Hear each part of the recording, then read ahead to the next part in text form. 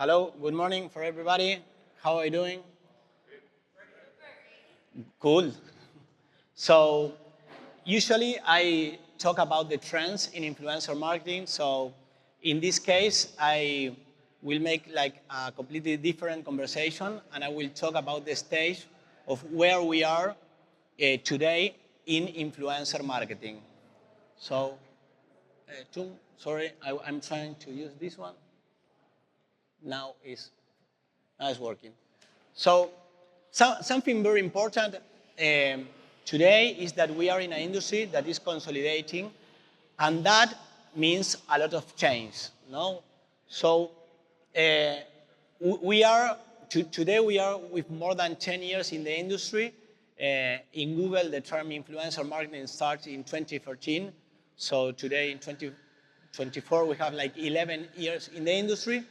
And this brings a lot of things. So the first question that I will do is, please raise your hands. Who is in the first player? Who are here influencers? Do we have influencers here? One, very good. So advertiser in brands? Anyone working in a brand today? No. Yes? Cool. Which one? In which brand? ¿Cómo se llama? Luisa Poses. Ok. Felicitaciones. Muy bien. So, who is working in agencies of influencer marketing? Anyone in an agency? Well, I will talk about, this chat will be about the most important things that we will talk about is the agency, the stage of the agency, because I think that we have a lot of challenge now in profitability. All the brands, they are now trying to pay less to the agencies, and the innovation that the agencies we must do to continue innovating and growing. No? So today, for me, the most important things that we need to solve or where we need to innovate in the industry, in the agencies, is in the profitability of the campaigns, in the profitability of how we work now with our clients. Because all the clients, when we started in this industry 10 years ago, the margins was like 40%, 35%, and now the big brands, they are trying to pay 15%, 20%, and they are always asking for a better service, for better things, but they don't want to pay that. No? So how we can work with that margins and being profitable companies is one of the challenges that I will talk about now. So it's very important to know that we have other verticals emerging, and we need to use this vertical to get more profitable in our companies. No? Sorry. So here I mentioned some of the verticals. So for me, it's very important because all our companies, we have a focus. Some of us, we are agencies. Some of us, we are the management agencies. Another have technology. So there are different margins. So today, the companies that they are really growing, and I will explain a little bit later, are the technology companies. No? That the companies in the industry of influencer marketing that have technology. And this is why. Well, first is new technologies or new companies of, for example, user-generated UGC, user-generated content. Today, they can work with more margins. And why is this? Is because when the companies, the advertisers, hire a campaign of UGC, regularly they hire like hundreds of influencers or hundreds of creators, and they cannot manage themselves. And if we want to manage thousands of influencers or creators or hundreds of them, we must use technology. And always when we use technology, we optimize process and we optimize cost. And also we can have different margins. In the future, when a lot of companies appears of UGC, I think that the margins, again, we will go down. But today, there is a great opportunity in different verticals. Also, I will try to follow the presentation, but The companies that for me will grow, and I will mention again, is the companies that they are software as a service companies. I don't know if anyone here is working or hiring a SaaS company to get the data of influencers, like Hype Audit or Influencity that is from Spain. So in the past, that companies were like very brave because they focus only in technology, and the budgets that they get were smaller budgets, no? If you compare with the budgets of the companies that we work with the whole campaigns. But today, there are a lot of companies that they don't want to invest millions of dollars in technology, and they are starting to work with these companies. So the companies of SaaS that they are working with good technology, that they are working under the regulations of the industry and the permissions that the social network allows, no, they are the companies that they are growing in this industry, also with the other verticals that use technology. So what happens in all the industries that, the new industries that get more than 10 years, no, is the technology now is a commodity. No, and this happens with all the industry. No? There are a lot of industries and happen the same, because 10 years ago, 9 years ago, 8 years ago, we all think that our technology was the best. No? We are having something different. Nobody has this technology. But today, there are thousands of companies with the same technology, with the search of influencers, with the data of the influencers, with the data of the audience. So today, there are not any brands that hire our companies because we have a technology. But always we have a space to innovate, because I think that here is the key for companies like my company, of the agencies that are here, is we can innovate in technology, but no doing the same that today everybody has. I think that the key is today is to develop technology, to optimize the process, to hire influencers, to present the proposal for the clients, so use AI for that.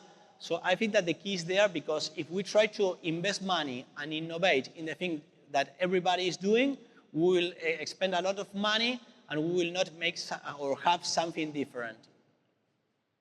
So here, sorry, I will be here. Well, it's more or less what I'm saying. So I think that to innovate, we need to do something different in the investment that we do in technology, that we are doing in technology. For example, in FLUVIT, this year we invest $500,000 in technology, because we continue having a big team to develop the search of influencers, the data of the audience, the report of the campaigns. And we are making a very brave decision for the future of the company, and is that we will only invest in technology in new things, in features that nobody has, or that we think that nobody has, and they have the focus in how we can launch campaigns with more influencers, with better results, with less people managing the campaigns. Because as brands are asking for less profitability in these campaigns, you can't use senior people or good people or a lot of people for the campaigns, because the numbers doesn't make sense. No? So innovate in the things that nobody's innovating in technology is one of the keys for us. Well, as I said before, I think that in the influencer marketing space, we need to innovate in new verticals like UGC. But for example, UGC is a vertical with technology, also IGC, influencer-generated content, that is similar, that I think this is very similar of something that 8 years ago we was talking about micro-influencers. So this is something very similar, but with technology and with a different focus, no? But also there are other verticals where we can innovate, no, in this industry, that I think that, again, is the key.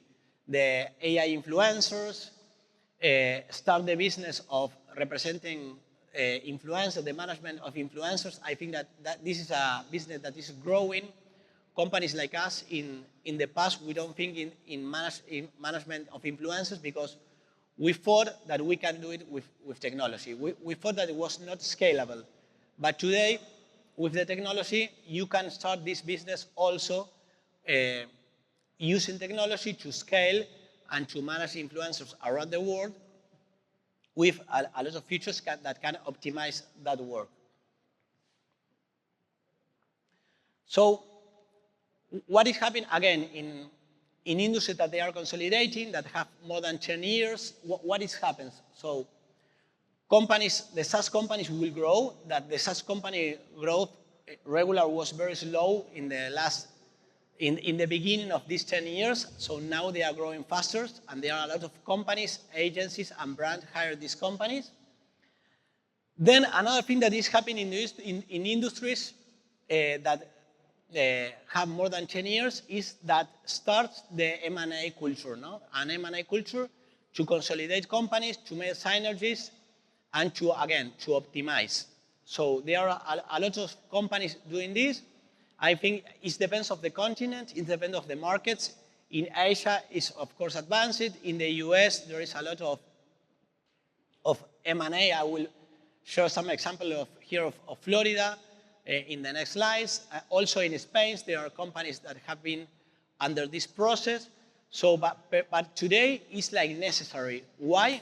It's because there are a lot of companies like have been growing and success the last 10 years. And if they merge with another company, we will be bigger companies that they can attend higher clients, and they can optimize a lot of costs and have a lot of synergies. So for me, it's very important. And this, the investment in technology is innovating, and the agencies need to seek the new opportunities, like new verticals or new business units, to be more profitable and continue growing. So these are just a few of examples of M&A that have been here in Florida. So ICEA, that is just changing the CEO. Ted Murphy was the CEO of ICEA the last 20 years. So in the beginning of the organization of this event, Oscar invited him and he was coming here, but now he's not anymore the CEO, so we couldn't have him here. But ICEA this year acquired 2 companies, two more companies last year. I think that the bigger merge or acquire was the one of Influential with Publicis Group.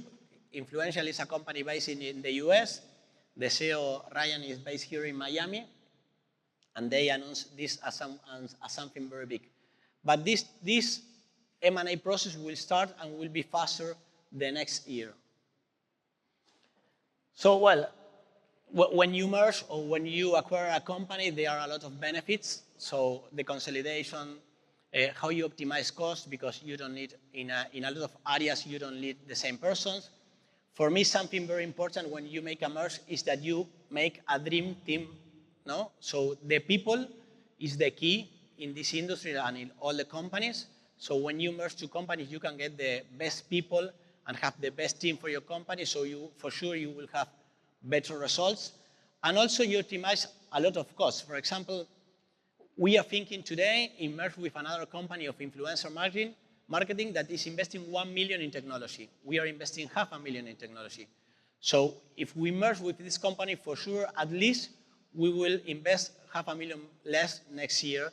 That will be more profitable for our EBITDA. So that's, and all the moves that you can do when you know the people, when you know the company, and when you start working together. So I think that at this stage is something very useful and very important for the companies to be open, to merge with other companies, to acquire small companies, because for sure everybody will win, will be a win-win.